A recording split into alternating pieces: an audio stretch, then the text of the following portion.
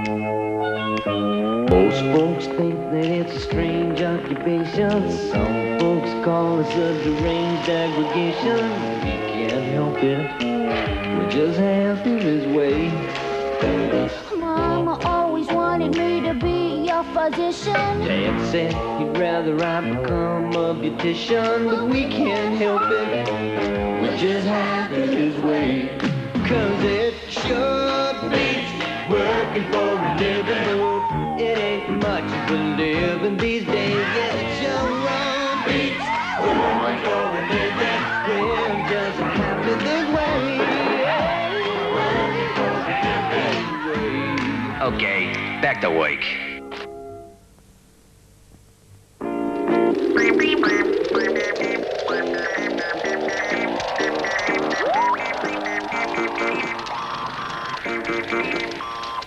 Oh, my God.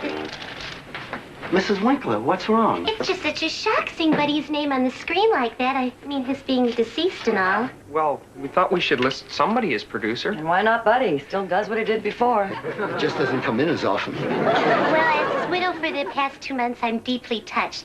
But I couldn't help but notice that everybody gets a credit for what they do, and well, I'm kind of new to the business and all, but I was wondering if there's ever a credit for receptionist? I've never heard of a receptionist credit. Have you, Brooks? Let me think. Dumbo, no. 101 Dalmatians, no. But I'll be happy to look at it again for you, just to check. Thanks. My pleasure. I'll be in my room when you're finished with the exposure sheets, Andrea. Okay. Oh, I almost forgot. Here's the letter to the network you wanted me to write for you. Pretty soon I'll be typing them. I'm taking a course. I'll miss the little hearts over the eyes. Me too. I didn't know you were still living here, Skip. Well, I'm sort of on a limited income. And it's close to work, too. I was just making a joke. Everyone's so clever around here, I was hoping maybe it had rubbed off on me a little. Oh, it has, Mrs. Winkler. Really? You think so? Sure. Oh, good. Thanks. You're welcome.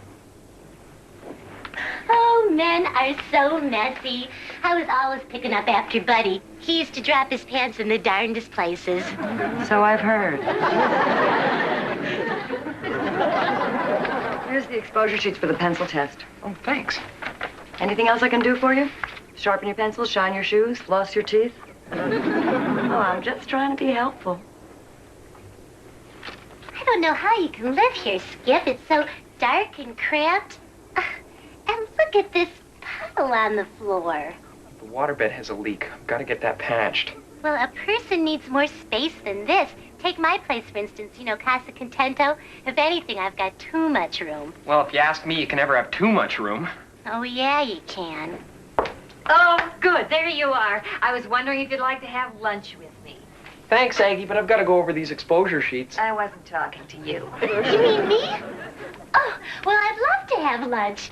Wonderful. Only I don't eat lunch. That's how I keep in shape. I spend my lunch hour walking from one little boutique to another. Oh, well, isn't that a coincidence? I do the very same thing. Really? Yes. I never eat lunch. In fact, well, I have the appetite of a bird. Oh, those noisy pipes. Yeah, my pipes sound like that whenever I've had Mexican food. That was a joke. Oh.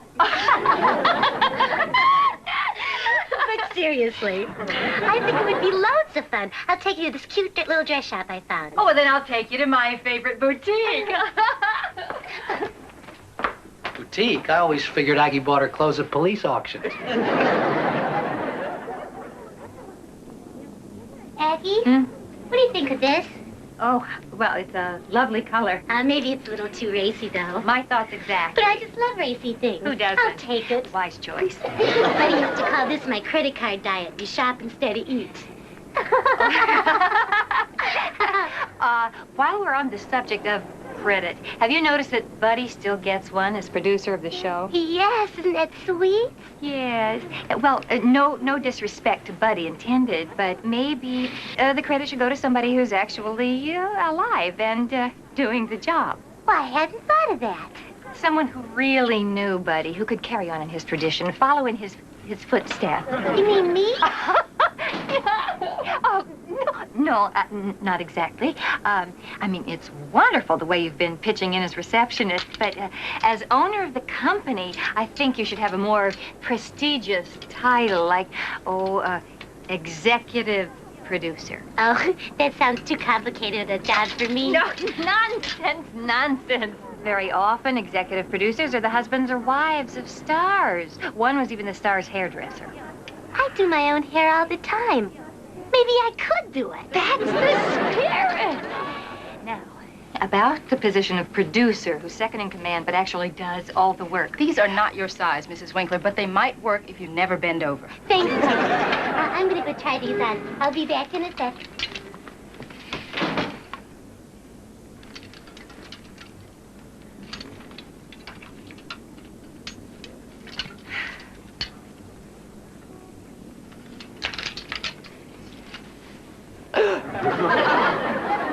Aggie, what are you... Brooks, I'm here with Mrs. Winkler. She practically dragged me into this place. She's in the dressing room right now, trying something on. My son Bumps gave me some money to buy a Mother's Day gift for Bibi, my wife, his mother. Mother's Day gift?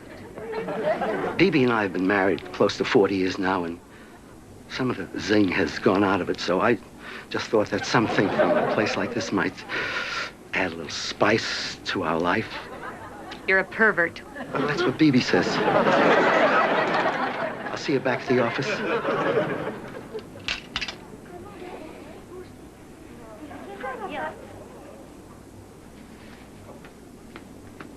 Isn't that adorable? Yes, it's just as cute as it can be. Oh, I bet you look darling in that. Me? Oh, no. Would you like to try that on? What? Go ahead. Well, it's not really me. It looks better on the body than it does on the hanger. Usually.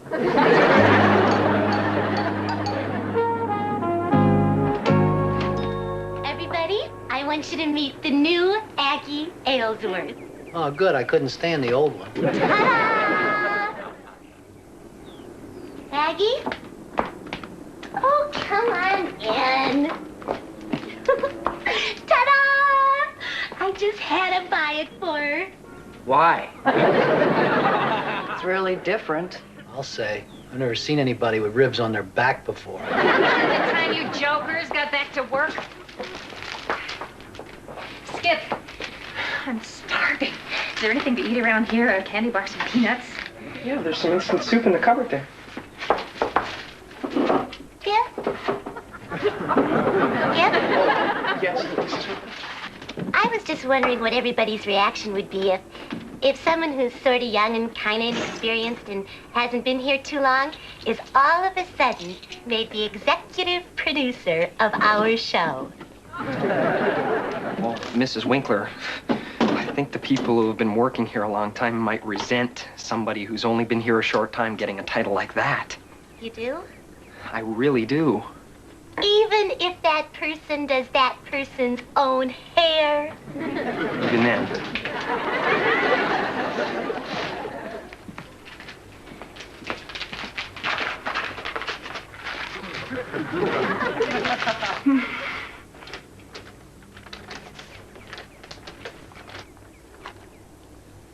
You think Bibi would look as good as you do in that dress? I wouldn't be surprised. Maybe they'll take it back.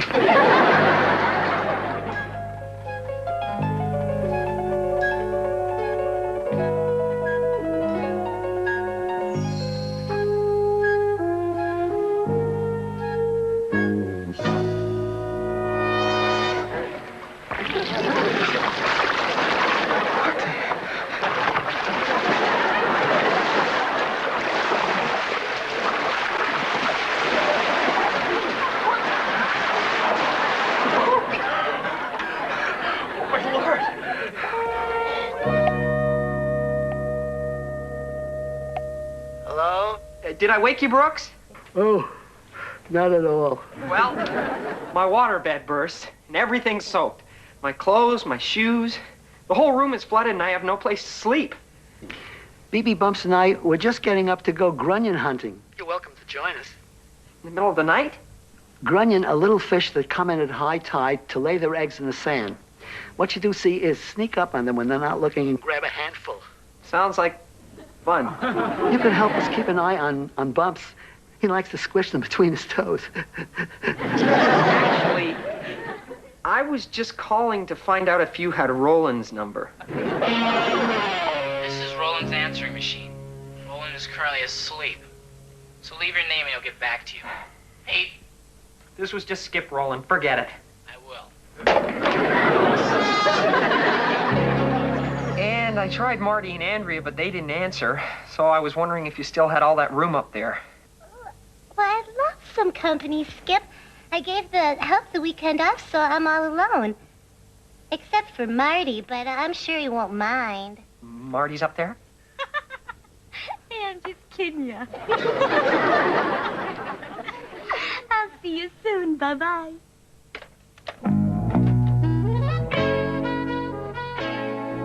Sure wish I could tell when she's kidding.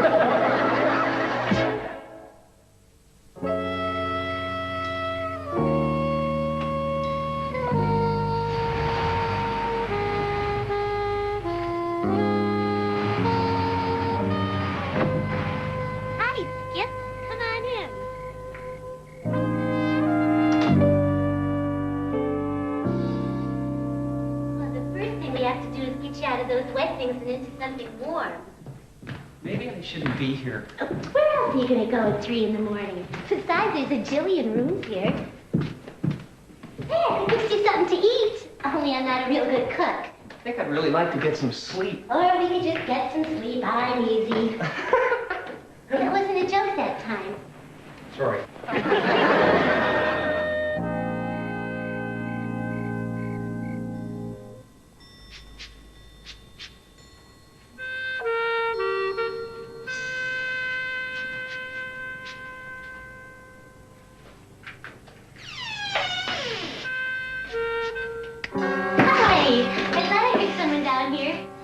I guess I was hungry after all. Well, I know how to make ham and cheese on rye. How does that sound? That sounds good. Thank you. Sure. Can I help you with anything? Just help me carry all this stuff into the other room, okay? No, it's really nice that you're here. The servants get all bent out of shape if I want to have a little chat in the middle of the night. And I don't speak that much Spanish anyway. Have you ever had a servant? No. I had a dog once. Oh, a dog. That's nice. Yeah, just put on some there. Great. I was raised in a trailer in Vegas, and my mom was allergic to animals, so I never got to have any kind of pet. I think she was a little allergic to me, too. What are your folks like? Oh, they're terrific. Yeah, I think you'd really like them. Well, I doubt you'd like my mother very much. It's possible you'd like my father, but I never really knew him. He sort of split when I was a baby. My mom, she's a manicurist. She's always been bitter because she never had a singing career. What stopped her? Well, she had like this horrible voice.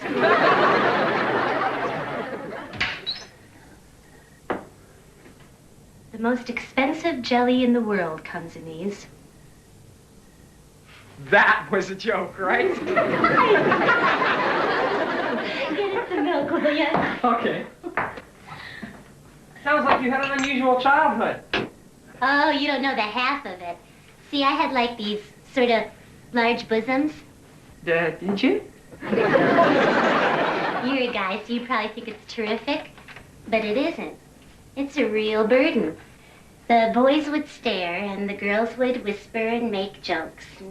Everybody figured that somebody who was built like me had to be loose. And I was, a little. More than the other girls, anyway. I guess I just wanted to be wanted. I'm going on and on. You probably don't even know what I'm talking about. No, I do. I was pretty shy and awkward. I spent a lot of time by myself. So I'd create these fantasy worlds with weird characters. And then I began to draw them and wrote stories about them. And then one day it hit me. This is what I want to do more than anything else. And here you are. Oh, I just love happy endings. But I can't believe you were ever shy and awkward. I mean, you're so sure of yourself now. No, I'm not. Yes, you are. You are. You practically run the show. If someone dumb like me were in charge, the show would go right down the tubes. Mrs. Winkler, you are definitely not dumb. I am, truly. I never got past 10th grade. But being smart doesn't have anything to do with school. You don't think I'm dumb? No. No, I don't. Well, maybe you're right. I'm smart enough to know that you're not going to try to get me into bed tonight. Are you? I think that's about the nicest thing anybody's ever said to me.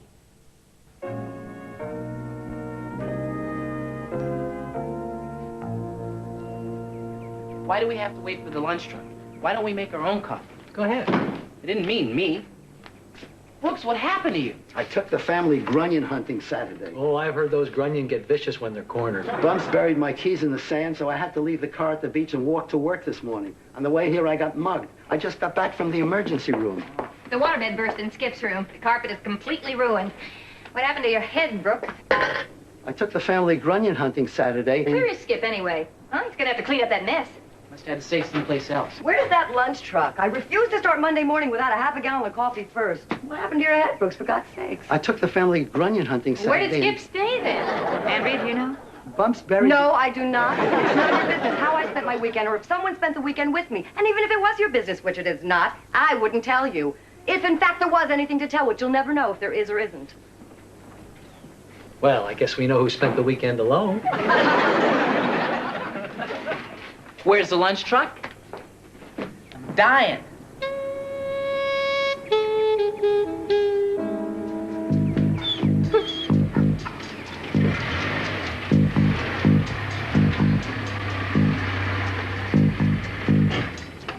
Stay here.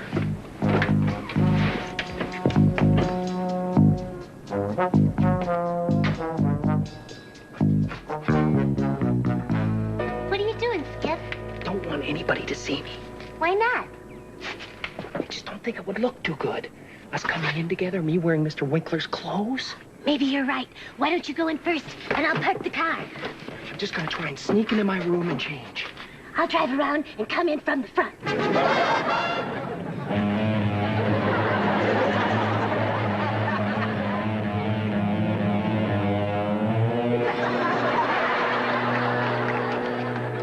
Hi. Morning. What are you doing in Buddy's clothes? That's his favorite jumpsuit and his favorite shoes. What are you doing in Buddy's shoes? Skip's shoes got all wrecked. Isn't it lucky that he and Buddy are the same size? I don't mean they're the same size. Their feet are. Oh, Andrea, could you wait a minute? I have a very important announcement I was going to make later, but what the heck, since we're all here, I'll just make it now. Sit down, everybody. Brooks, what on earth happened to your head? I took the family grunion... Oh, the hell with it. Well, that's a relief. Anyway, you're probably wondering why I've called you all here. I've always wanted to say that. And, well, the reason is Aggie. Oh, me? Yeah, you. On Friday, Aggie brought to my attention the fact that our show needs a new producer. And I really value her advice and counsel. And I think it's typical of her to be so concerned. Her devotion to Buddy Winkler Productions should be an inspiration to us all. Which is why, at her suggestion, I've decided that our producer should no longer be Buddy, who is now with Walt Disney. And I know you'll be as pleased as I am when I name as our producer, Skip Tarkenton. Oh. Oh, no, Mrs. Winkler.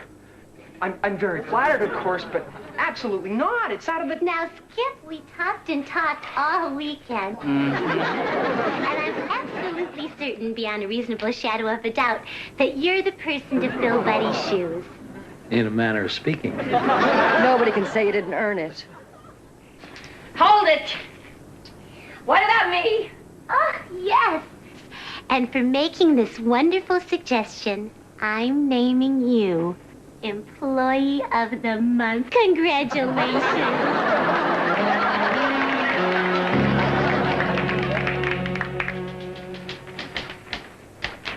Gosh, what a surprise. You know, on Friday, Skip's just one of us peons. Come Monday, he's our producer. Now, what do you suppose transpired during those 48 hours? Golly, I don't have the slightest idea. Oh, I know what happened. They just talked and talked and talked all weekend. Dippy and I haven't talked like that in 6 months. Even then, she cut our conversation off in mid-sentence. You guys are disgusting. Why? How do you think Skip got the job? I don't care how Skip got the job. I resent the fact that you've turned this place into a locker room. Next, you'll be snapping each other with towels. They were just having a little fun, Andrea. They didn't mean anything by it. Well, knock it off anyway. I'm not one of the guys, you know? You're right, Andrea. You're absolutely right. I should know better. Those were sexist remarks, and I'm ashamed I said them. I'm sorry. Okay, I just felt I had to say something. Oh, and I'm glad you did. Anybody going to Pancho's for lunch? Sure, as soon as we're finished here. And hey, again, I'm real sorry if I offended you.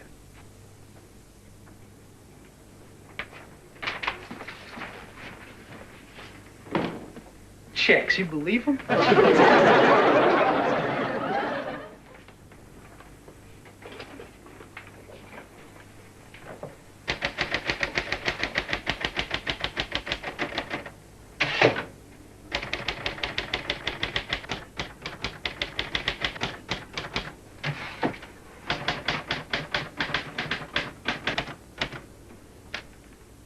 Okay, I've had just about enough of this.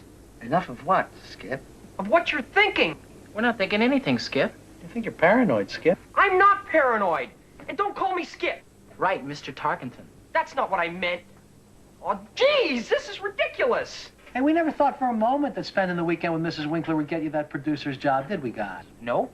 Well, to be perfectly honest, I didn't either.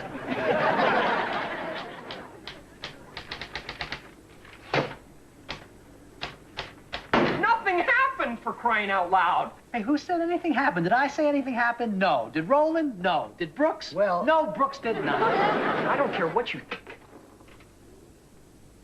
Well, that's not true. I do care. But what matters most is that I know nothing happened and Mrs. Winkler knows nothing happened. And you should all know that the worst possible thing I could have done was go to bed with my boss. Hey, if you say nothing happened, then that's exactly what did happen. Hope you mean that. Oh, we mean that. Okay.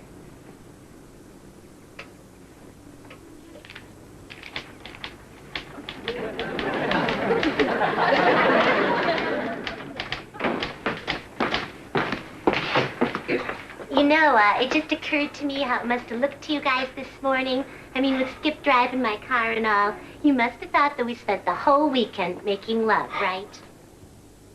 Well, we did. She's kidding. Mrs. Winkler, tell him you're kidding. Mrs. Winkler.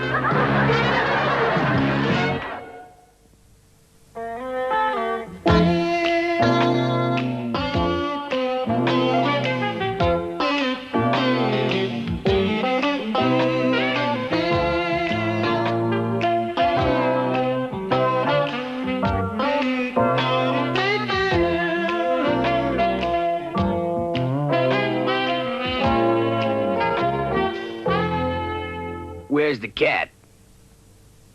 Quack.